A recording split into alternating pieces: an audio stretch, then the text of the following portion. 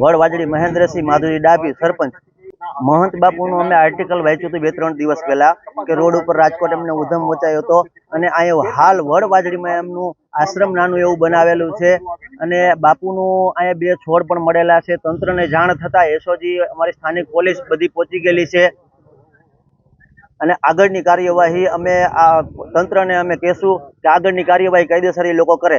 વાવેતરમાં સાહેબ 2 છોડ મળેલા છે, એ મને પણ જાણ થઈ છે, તો અમે પણ આગળ તંત્રને અત્યારે મેં કહી દીધું છે કે આગળની કાર્યવાહી લોકો કરે કે ગાંજાની આવી પ્રવૃત્તિ ન થાય। હા બાપુ તો હવે એમાં એવું છે કે કોઈ બી આશ્રમમાં તમે જાઓ સાહેબ એટલે બાપુ દોરા ઝાકા ને એવું તો કરતા જ હોય ને આ બાપુ પણ એવું એના ભક્તો કહેતા એટલે દોરા ઝાકા કરતા।